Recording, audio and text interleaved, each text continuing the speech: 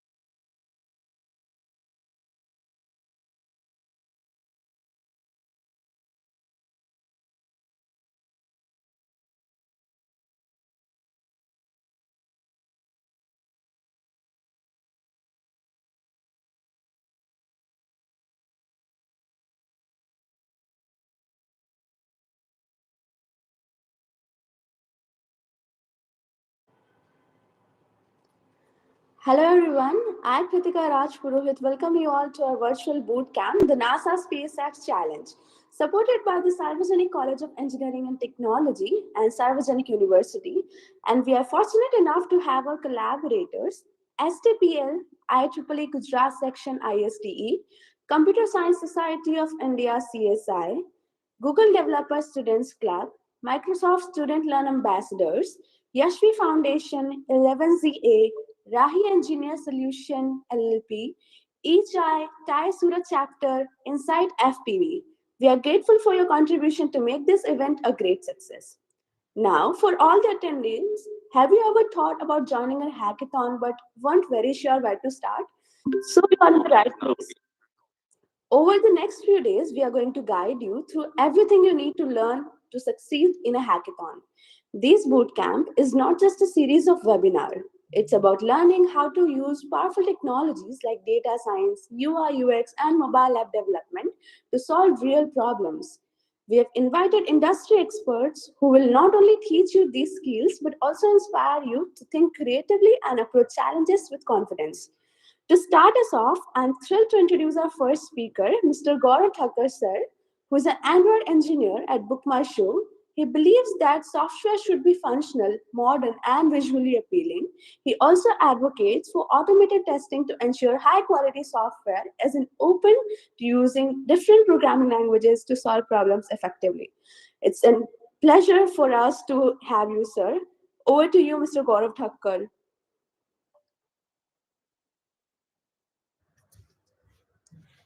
Hey, thanks, Kritika. Thanks for a wonderful introduction, and thanks to all of you for turning up. It's I can see it's like 140 people that have joined, and that's an overwhelming number. I think people are still joining. So, do you want to wait for people to join, or should I just start off?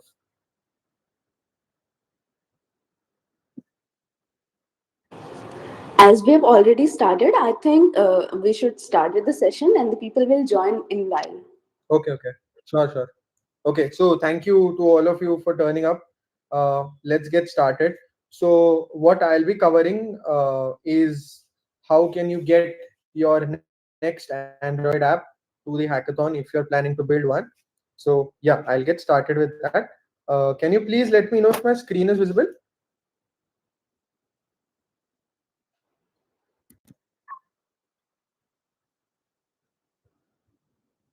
Yeah, someone can say a hi or something if the screen is visible. Okay, thank you. Yeah. Kritika, can you keep taking a look at the comments and everything? Like question or anything, just let me know. Sure, sure. Okay. Yeah. Okay. So this is what I'll be talking about. I think all of you folks are already available. Uh, sorry, aware of this. Let's get. So I would like to introduce myself first. Uh, I'm SD1 Android at Book My Show, India's largest destination. I think most of you use Book My Show to book tickets to your favorite movies and live events and whatever functions that you go outside. I've built many open source tools and scripts. Yes, that is programs that you host on GitHub. And I've worked on about 25 apps and I've been in the industry for about 4 years now. I have got some great experience with hackathon, and I am proud to tell you that my team came third under the agricultural ministry in SIH 2019. So I always believe in introducing myself first, so that you're aware that you're listening from a credible source and someone that has all kinds of knowledge to teach you about making apps. So yeah, let's start. So we come to the basic question, like why would you actually choose Android to make your app, right? Because obviously you can choose anything. You can choose to make a web app, you can choose your data science, your ML. There are lots of things, but yeah, I'm here to actually tell you all why you would choose Android. So surprisingly, more than 6,000 Android apps are released on the Play Store every day. So that definitely indicates that we need a lot of people to build these apps. Once they're built, we need people to maintain these apps. And we also need apps that have like fantastic UIs and they're functional as well, because an app that's just good looking but does nothing is of no use, right?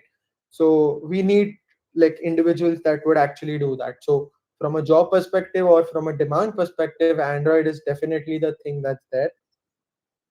And another infographic in front of your screen is that Android is running on about 71, almost 72% of devices worldwide. And this stat is here thanks to Google. And if you see iOS, that's just 30%. Definitely, if you're building for Android, you're building for about 70% of the devices in the world. And if you see the other OSs that are like virtually not there, I think Microsoft had something, but that shut down. So let's not consider that. Zero point 0.6 is almost nothing in a population of billions of people in the world. So continuing with why Android. So it's like one platform to rule. You would have seen Android running everywhere. So let's say you have an electric bike. Let's say you have an Ola electric bike. You'll see Android running on the dashboard. Smart watch, you will have Android OS running on it. Of course, there's iOS as well, but if you see, most of the watches would run on Android. You have TVs that run on Android. You have smart IoT devices that run on app. For example, let's say you have some kind of home automation. You would be able to, let's say, switch off your fan or turn up the speed of your fan using your app. Of course, that requires some kind of Android, right? Or the devices to support and all of that. So there's a lot of diversity, but you write once and you can run anywhere basically. Let's look at TVs also, for example. If you have a smart, probably it's running on Android. So yeah, that's one platform to rule them all. So it's easy to integrate across various other technologies. So let's say we have something like an AR or something like a VR, that is augmented reality, virtual reality. So you will see apps like Cart, Mintra using AR, VR functionalities a lot. Basically, if you haven't had the chance to see them, you could always go to your app, and let's say if you're buying a table clock, the app will actually give you the functionality to place it on your desk, or place it on your table wherever you would like in real time. That's powered by augmented reality or virtual reality. Look at games, for example. You can wear those set of those specs in your eyes, and you can just experience a different world. Take Apple Vision Pro, for example, or there are Google VR SDKs that's there. So Android integrates beautifully with that. You can integrate complex physics in terms of games. I'm sure all of you all would have played some kind of games, Candy Crush, PUBG, and whatnot. So you have so many technologies used, and the best part is that Android accepts everyone with open arms. So these are the apps that are definitely on your phone right now, at least them.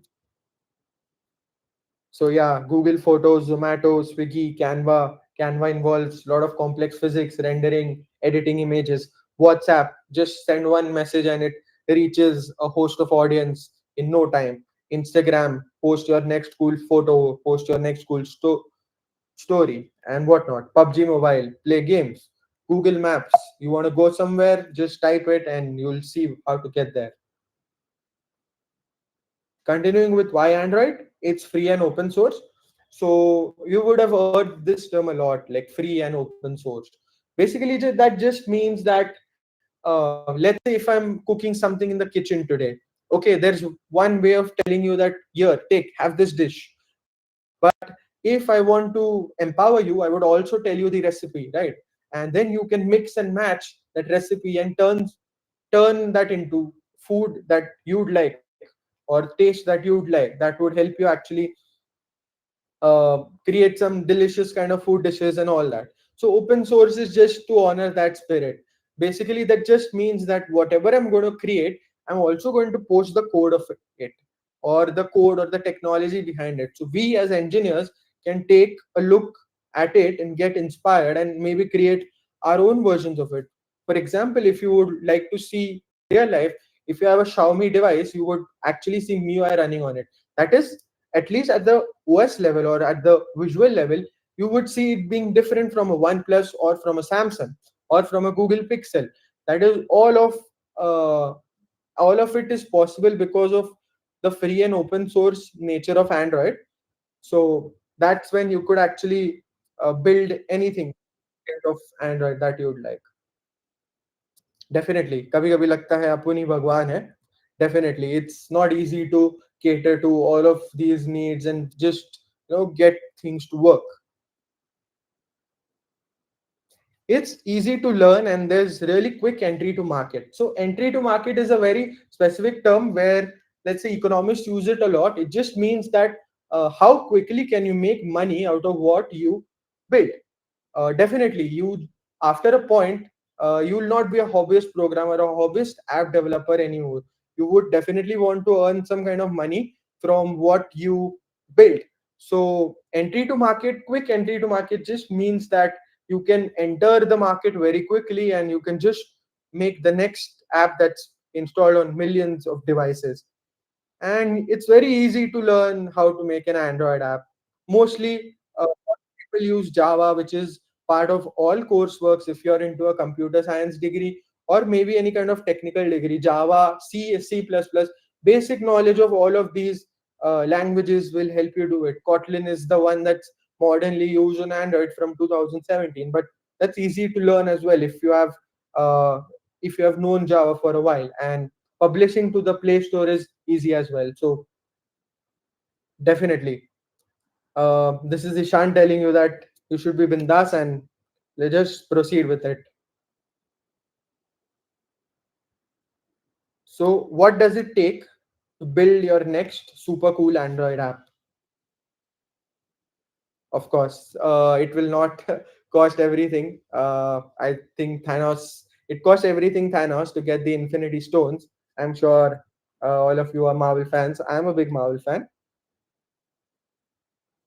So yeah, it takes fundamentals of object-oriented programming. As I said, you should be clear with all kinds of fundamentals. That, let's say if you're learning some kind of basic languages, C, C++, is more preferred. Or let's say if you're learning Java, I'm told that the audience here is mostly of third and fourth year students. So definitely you would have encountered Java in your course, and you would have learned the basics of it. To elaborate on object oriented programming, there are concepts like abstraction, polymorphism, uh, yeah, and all of that, and you could just kind of bring them to life in all of these languages. uh, and Android apps just rely on all of these core building blocks of object oriented programming. So yeah, if you know Java or Kotlin, you're just set to actually do that, and I'm sure you already know bits and bits of it. Basic knowledge of variables, loops, methods, functions, and all the other parts that are most probably already part of your coursework. So, as I said, if you're in third or fourth year, it's highly likely that you would have discovered Java or Kotlin, unless you were kind of sleeping in the class or bunking a lot of lectures. So, once you can write basic programs, you're all set to make your first Android app. That's all it takes. Yeah, trust me. So, but are you like me and did you bunk a lot of lectures? So, yeah, I'm gonna help you solve that as well.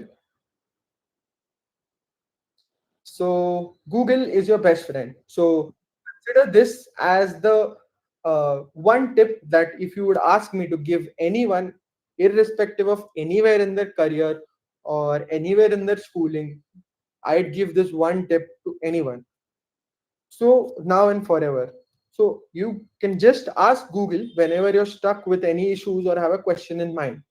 And you need to remember this tip, because this is like the foundation of all kinds of uh, problems, solutions to problems that you're going to solve. If you skipped on a lot of lectures, then you could always go to YouTube and type Kotlin Crash Course, and that's it. You'll have an access to a world of resources. Yeah, trust me, that's the easiest way to learn, considering you're going to be in a hackathon soon. So if you have the ability to learn, like learning the ability to learn, it sounds very interesting, but yeah, that's a meta skill. If you know that, then you would be the next undefeated software engineer.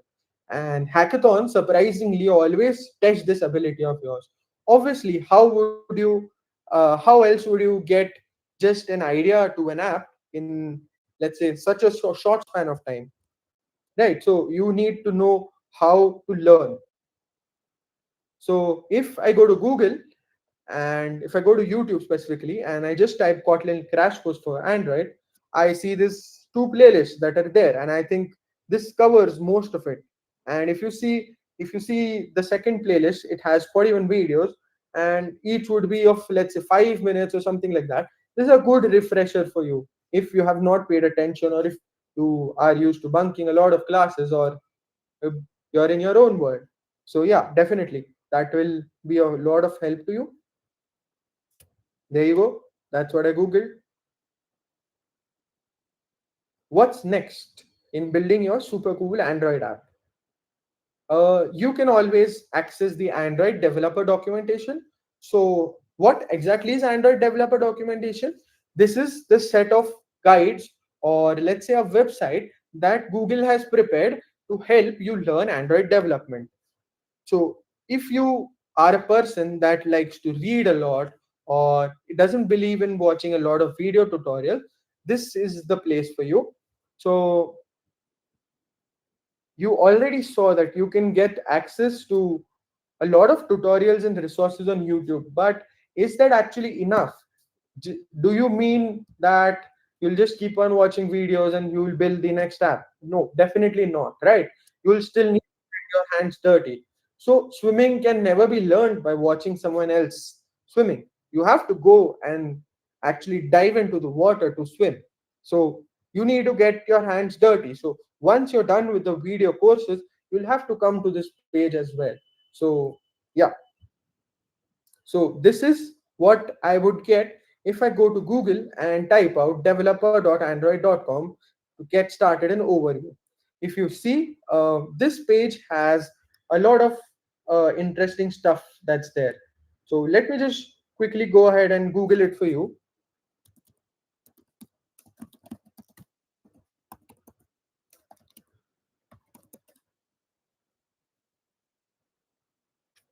Oops, I typed the wrong page.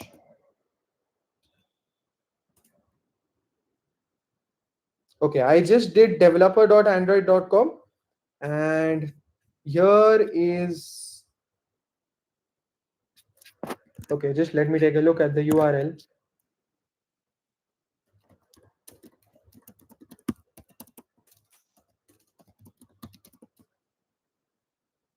Yep, here you go. So here you can basically start with how to create a simple Hello World app.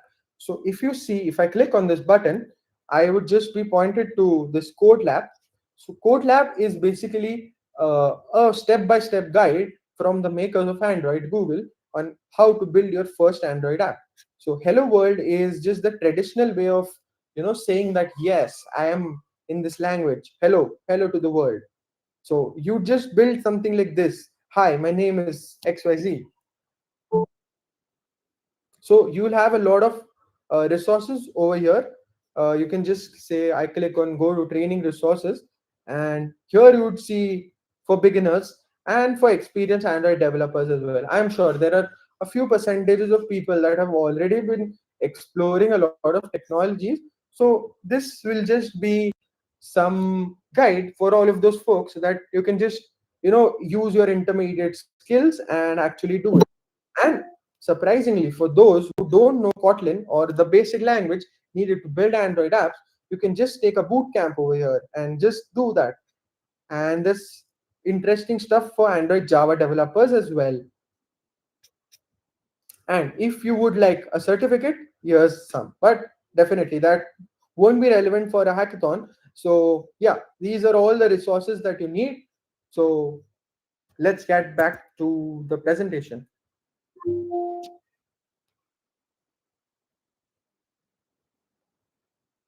So definitely, you would need a lots of patience building your Android app, because you're going to get stuck in a lot of issues.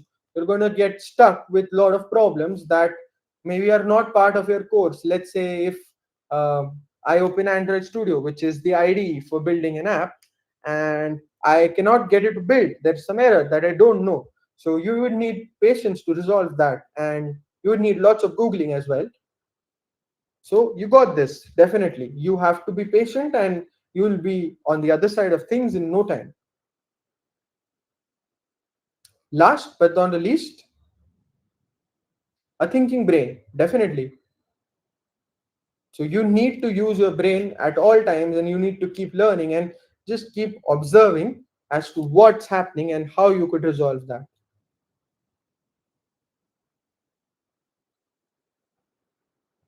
So what does the journey look like? Any guesses? Okay, let me tell you. This is how you'd be teaching yourself Android development. Yes, definitely. You are mostly on your own, but there are people that help you out as well. So for that, there are communities, there's Stack Overflow, and there's a lot of Googling. As I already said, there's no magic pill to how to learn Android development. You have to teach yourself.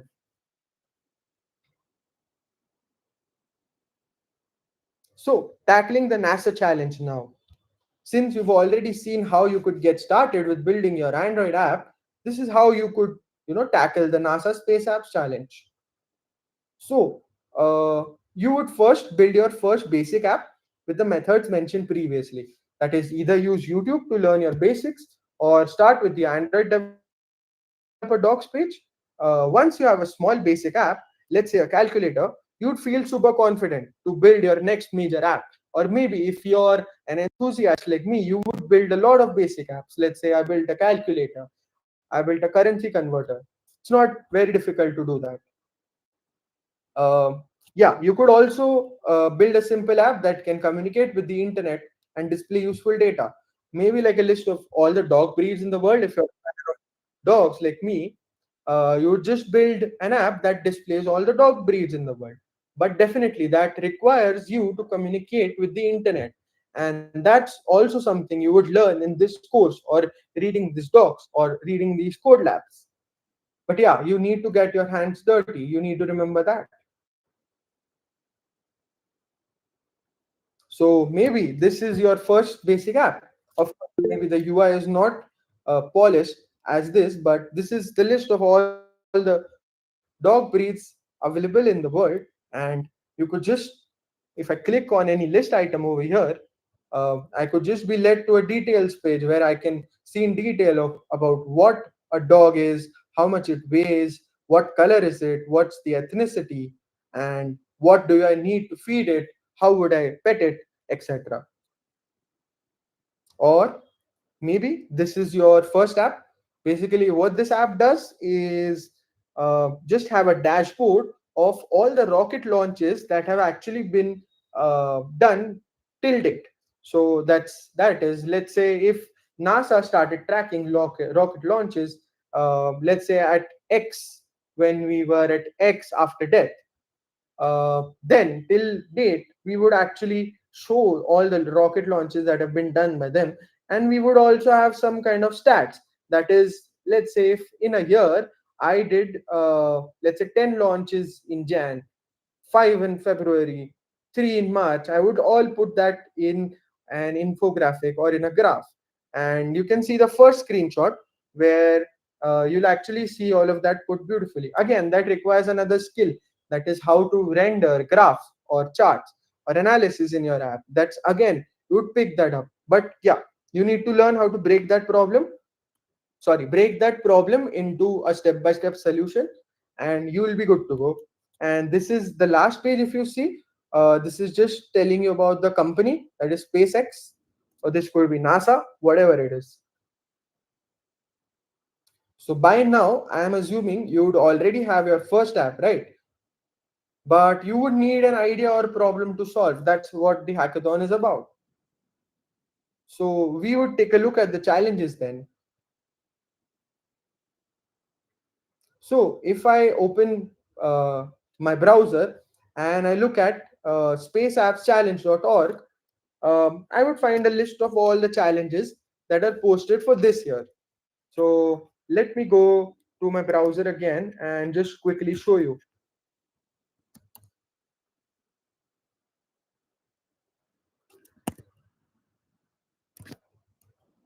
I would go to the challenges tab. Yeah. So if you see, you would have 20 challenges that are posted here, and you are open to pick anyone, as it says, to quickly find a challenge that best matches your interests and skills. And you can actually also filter over here.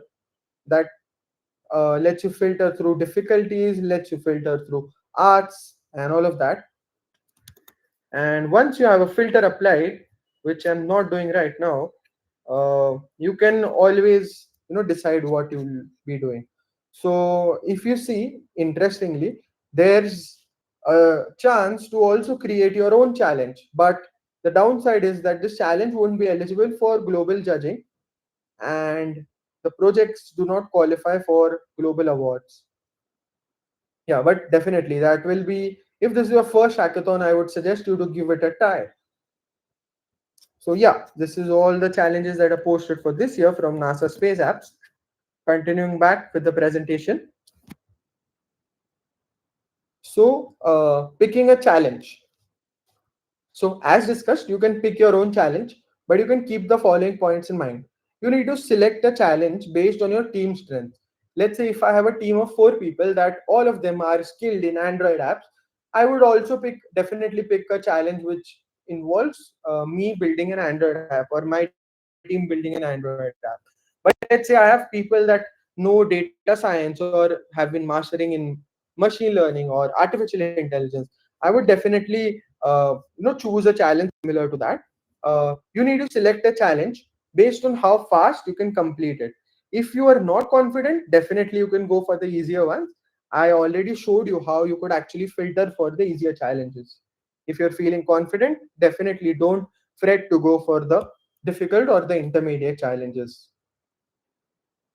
So, coming back to the web page that I showed you previously, I, for an example, would choose this app, which says that create an already web app that displays near Earth objects. But since this talk is about an Android app, I would actually use or tell you how you could build an Android app for this.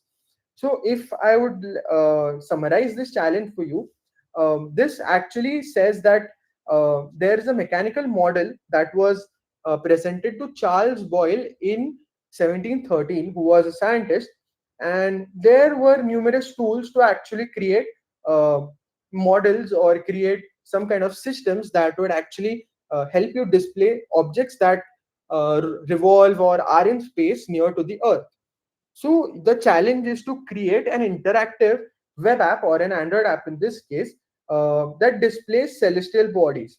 Celestial bodies could be that is asteroids, there could be comets and whatnot. So if I could give NASA a dashboard or some kind of UI that keeps showing them what's going to come up, that's what the challenge is all about, and maybe it could help you in the challenge. So now I've picked my challenge, but how can I actually proceed? So to reiterate, we are going to build an Android app that actually displays the celestial bodies that travel near to the Earth. Now I need to know how to proceed to that. So first step would be to first gather relevant data. But who will actually give that data? Obviously, NASA will because it's their hackathon, but I would need data, right? That what exactly happens or what's the speed of the asteroid. Definitely, they have satellites in place to track that, and they would give access to that in publicly usable format. So, but will I actually go to NASA to get my data? No. How can I access this? Who will help me with this data? Will this data be updated in real time?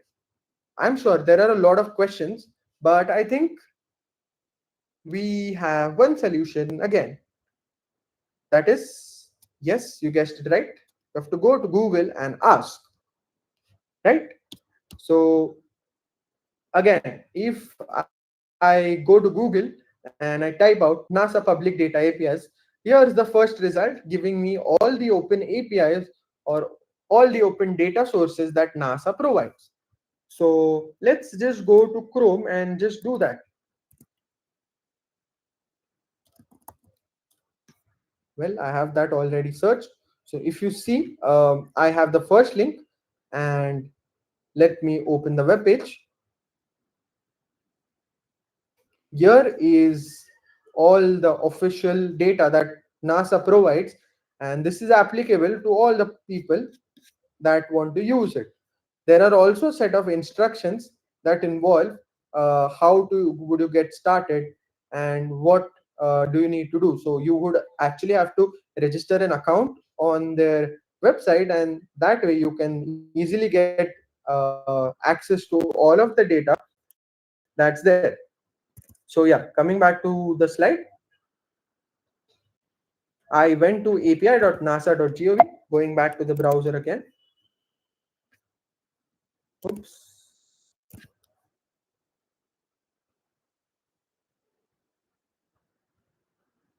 Yep. Just a minute. What website was this? Yeah, it is the same website as before. I click on browse APIs to just browse the kind of data that's available on NASA's official website. I would see there are so many data sources that I can use.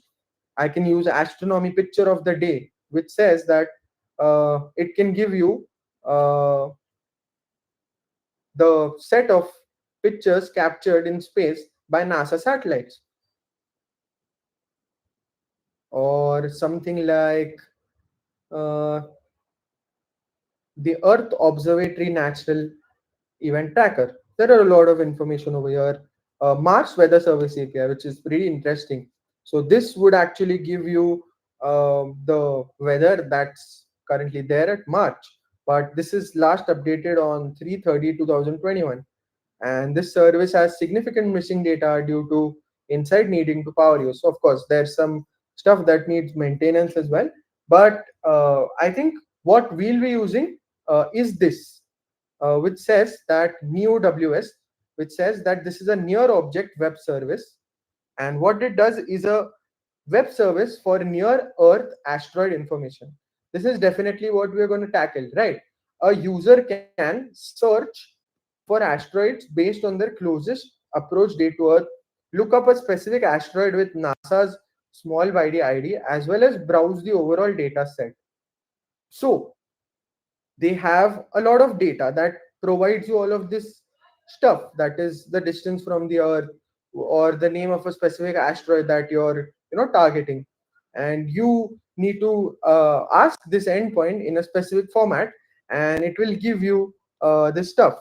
Well, yeah, this is what you would get. So coming back to the slide, this is what I selected as I already showed you. And once we have the data now. So let's build an app that accesses the asteroid data near to Earth, then notify NASA that an asteroid is very close to the Earth whenever such an activity happens. Obviously, that's what you decided, right, as part of the challenge? Yes, that's brilliant. So, since we have all of this in place, are you ready to see what your super cool app will look like?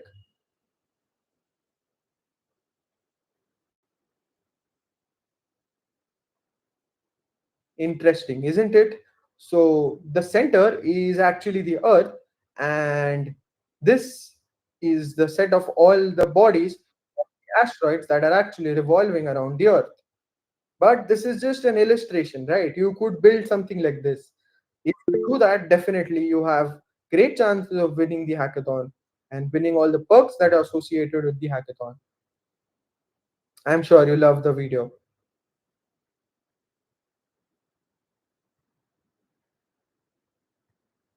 So, going from idea to reality, to break it down, what challenge can I choose is the first question. What will I need to complete that challenge? And how will I present data in a user readable format? So I looked at the challenge that was first available. Then I would need some data to complete that challenge, right? Then I actually Googled and then I saw how to use it. And I can now think of how representing that data in a user readable format so that NASA can use it. As I showed you, there was a video that was showing how the objects were revolving around the Earth. Using GitHub wisely. I'm sure all of you would have known by now what exactly GitHub is. It's a global collaboration platform for all the developers that want to contribute to open source and the spirit of open source. Basically, for the hackathon, you can also use GitHub wisely. So, what can I get on GitHub? What will I need to use GitHub? And can I use the code I get for free? Basically, you name it and you have it. So GitHub pay, you will actually find ideas that have been implemented and maybe solutions to challenges that have been posted. But uh, I would suggest you not to copy it, just get inspired by it and create your own version of it.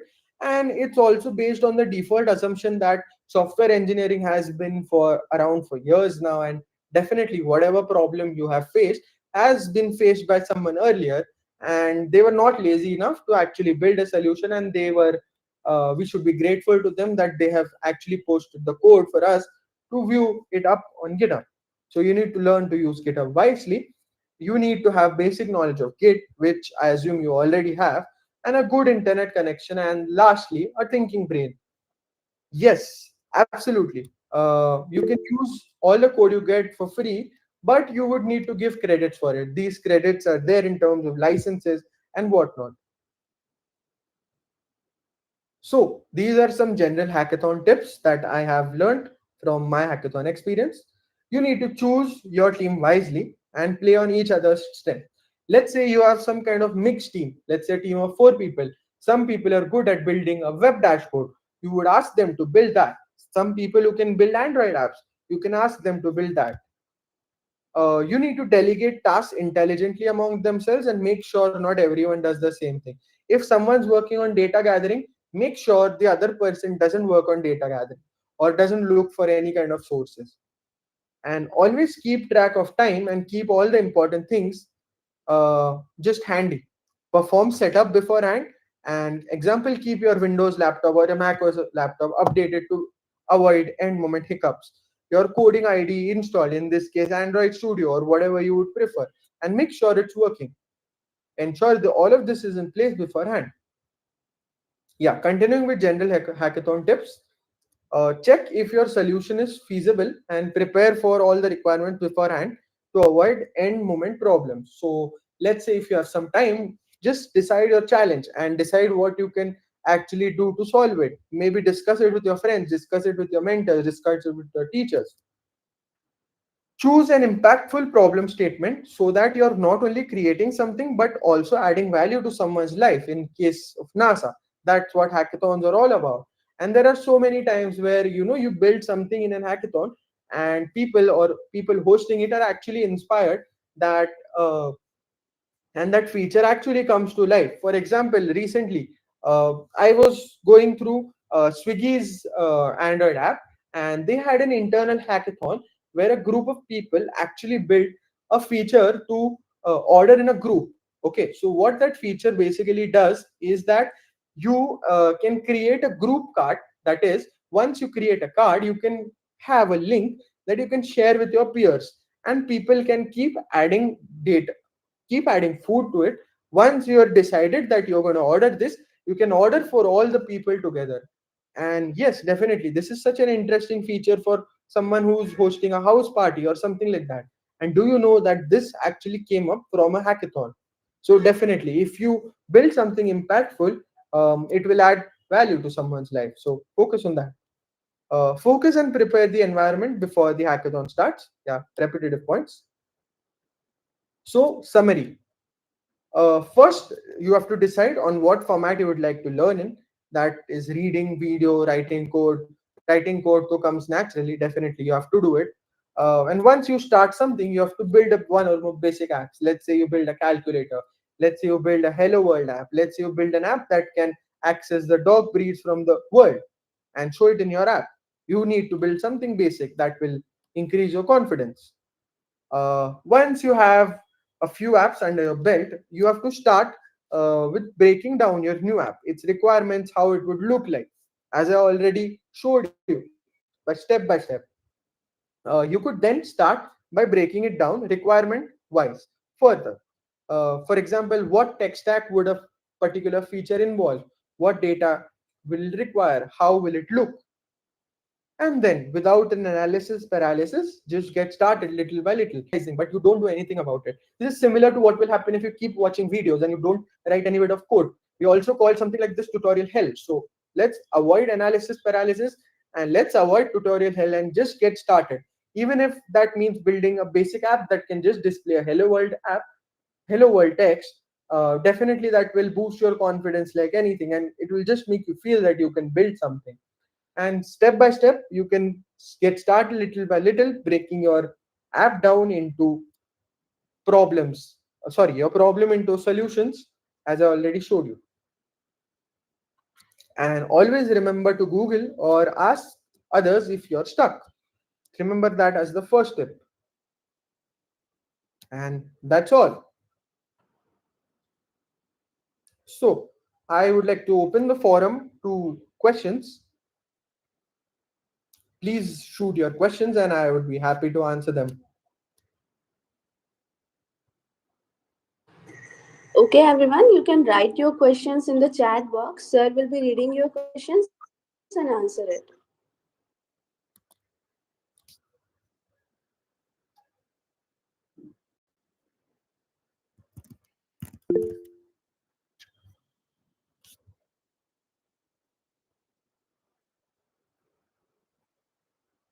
Okay, I'll just read out the question uh, as well. Also, you all will be given a chance. Okay. Is there any task for non technical people? If yes, how can I join the team as a non techie? Great question. I think as a non-technical person, what you can do is you can help the people who are actually working on the project maintain some kind of documentation, or let's say prepare some kind of slides. Uh, and let's say you could present your solution in such a way that it can actually create a lot of impact. So I'd like to tell you a story over here. Is that there's a difference between actual value and perceived value. So there's a band that can just play average songs but that tours the world and earns a lot, but there's another band that knows way better than the previous band, but it just plays in clubs or does one time gigs and doesn't earn that much. Do you know what the difference in that is? It's a non-technical person. Yes, it's a person that can help you market. So if you can contribute to that, definitely you can do that. Uh, Perks in NASA Space Apps Challenge. I'm sorry, I'm not aware of that. I'll have to check the website, and you can also check the website for that. This is just a general hackathon tips that are there. Which language is preferred more in the corporate world? Actually, if you're building Android apps natively, or let's say if you're building for some big app like Book My Show, Java or Kotlin, both of these languages are preferred. So yeah. What significant changes have you seen in software development industry over your career? I think recently I have seen the advent of AI, and AI doing a lot of tasks for us. That is, a lot of basic things are now being done in minutes. These things used to actually take days earlier, but now being done in minutes. I think that's the latest trend that's there in software development. Other thing is that I personally have had to learn everything. So basically, you just go there with a blank slate and just with the ability to learn, as I said, and you have to keep learning. And each kind of project or each kind of feature gives you a new challenge. I think that's what keeps changing in software development. What is the roadmap for targeting the MNC? I think if you want to target an MNC, you would just start out by building as an Android dev. I'll speak. So you can start out by building your basic projects, and as I already explained, you have to create some kind of marketing around it. Let's say have an active LinkedIn profile, have an active GitHub profile. If you're a fan of answering questions, helping people answer questions on Stack Overflow, I think that builds your overall visibility. And once you're visible enough and once you have great projects, that can help you target any kind of MNC. Yeah, I think that would be a good roadmap. Is there a way to use the API in a way that I can notify people in real time? For example, an app that tracks solar fares. Yeah, as I said, it would be pretty similar to what I have shown you right now. So you need to first of all get the data, right? So first, when you have the data, you need to keep on continuously, let's say, polling it or continuously keep on asking for data and then send out notifications in real time. I think that would be the basic structure of what we would do. That's for you, Jeet. Uh, okay, Khushi has asked, can a hackathon take place without a computer language significant enough? I don't completely get your question. Okay, I'll just go to the next question. You can type what exactly do you mean. The next question comes from Shriya. Which languages can be used for creating apps? As I said, if you're building native apps, it's Java, Kotlin. If you're building hybrid apps, you can use Dart. You can also use JavaScript. We have framework called React Native for that. So I think there are three possibilities. Which is better, Java or Kotlin for Android? That's from Devanshi. I think Kotlin is better because Kotlin has been around from 2017, and it helps you actually build apps faster, and lot of tooling and lot of support that's recently coming from Google is based on Kotlin only. So better to learn Kotlin, but definitely, let's say an app that's like Book My Show that has been around for let's say 25 years now will have a lot of Java as well. So you need to know Java to migrate it to Kotlin, but that's simple. So I think Kotlin is the majority one, but Java can't be denied. So a little diplomatic answer, but that is what it is. So Jay asked, if I'm not good at coding, is it okay for me to start my career in web designing? Definitely, you can, look into doing some kind of UI UX designing and develop prototypes, and you have Behance for that, you can open your portfolio. It's a good option, definitely. From where to register as a team, you can click on the Java Space Apps ka link. I'm sure your teachers would have shared that with you, and you can register as a team over there. In future, Khushi asks, can a hackathon take place with AI and not computer software languages? Actually, AI involves a lot of computer programming languages behind the scenes as well. So you would need a computer programming language to build some kind of software. For example, let me take ChatGPT for an example. ChatGPT does some kind of maths behind the scenes, but you would still need a website or an Android app, and that should be in the format of a chat for you to access it, right? So whatever you build, it cannot be accessible without using a computer software programming language or building a web app or an Android app. So yeah, I think that answers your question. Amrit has asked, in hackathon, do we need to work with MERN and Android development both, or just MERN is sufficient? I think first you should target something that's easy to learn. But as you grow, you would always need to widen your spectrum and know, at least know about what's happening. So I think let's start with some kind of MERN or Android. Just start with one thing, and then slowly, as you advance, you'll definitely come across situation where you would need to know both. So definitely, I think start with one. Apart from this hackathon, should we go for cross-platform apps or go for particular platform-based apps for developing an app? Uh, yeah, you could go for cross-platform apps, but I think I personally prefer native apps, because native apps scale very easily. So that's why I just restricted this talk to native apps. But definitely, we can talk about um, having hybrid apps as well. So good choice if you are cool with that. React Native or Flutter, it's not an or. Actually, it depends on the team. If your team has already JavaScript expertise, you would choose React Native. If your team has Dart expertise, you would choose Flutter. So it's not an it will be a choice based on your team. So just a controversial question, but both of them are used like very well. Would it be wrong if an app is heavily dependent on an API? No, definitely not. Most of the apps are heavily dependent on APIs. See Bookmyshow, for example. See WhatsApp, for example. They're heavily dependent on APIs. So no, it's not wrong. I'm looking platform to learn things and create Android. Are you going to help me? Yeah, definitely. These are all the guides that you need to get started. You just need to go to developer.android.com and get started from there. After that, if you run into roadblocks, please message me on LinkedIn. I'm always there to help you. Jetpack Compose is best or not? Yes, definitely. It speeds up your time in development like anything. So yeah, it's a great addition. Why are there fewer topics related to cybersecurity in hackathons? As a cybersecurity student, what should I do? Uh, Actually, that depends. Like there are hackathons that are based just for cybersecurity as well. I think I remember there are events called CTFs, that is Capture the Flag. So if you Google CTF, you'll see a lot of events that involve you using some kind of cybersecurity stuff. That is, maybe you need to hack in an ethical environment to find the bug or something like that. So you should actually target something like that. This is, let's say, NASA Space Apps just involves building some kind of apps. It's a web app or an Android app. So this is definitely not suited for a person who's interested in cybersecurity. But as I said again, it's always beneficial to learn something in mainstream software development, because in the end of the day, you would have to build a web app or an Android app to display some kind of data or make it user accessible. So I hope I answered the question. Uh,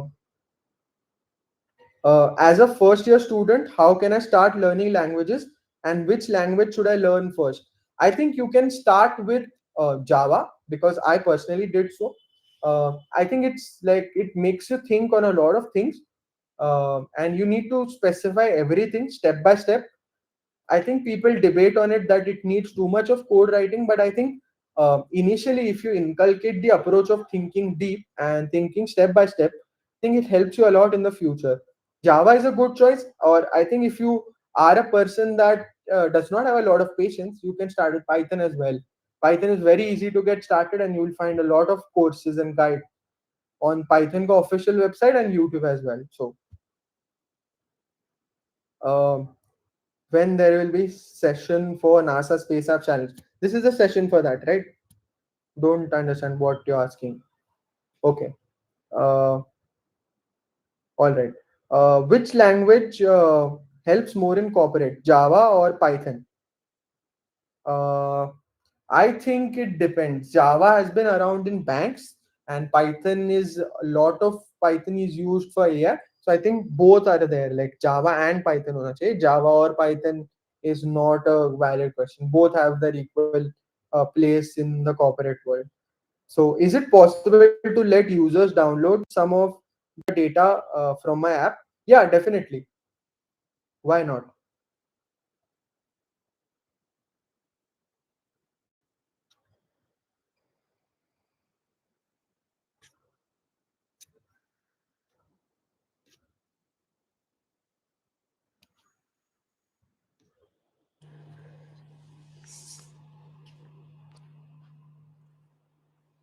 Okay, I think that's all with the questions. I'm open to questions as well. Please. Okay, so thank you, sir, for your valuable insights. We really loved how you shared your in-depth knowledge about the complete app development life cycle and also discussed about NASA apps. This was truly helpful for all the participants, and your expertise in software development and practical advice have truly been inspiring. We are grateful for your time and the knowledge you've imparted. Also, we would like to ask you, which question did you like the most while answering? Can you please name the participant as we have a surprise for them? Oh, nice. Just let me take a look at the list again.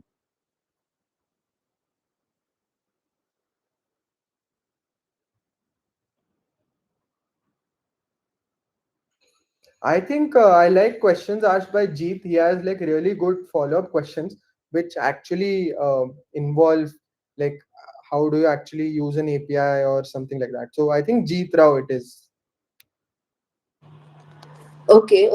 For the participants who still have questions, we'll be taking that in the chat and will be answered later. And we also have put up the link for the feedback form. You can fill it up and let us know what you want us to improve and what did you feel was good. So thank you so much, sir, for your time. It was really a good and inspiring session. And to all the people who joined us this evening, thank you for being here. We look forward to seeing you again tomorrow at the same time for another enriching session. This is Kritika signing off. Thank you, Kritika. Thank you for all of you for being a wonderful audience. Love talking to all of you.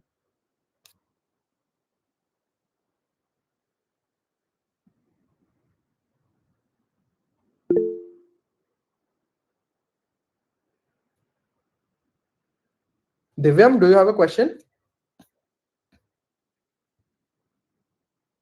Okay, cool.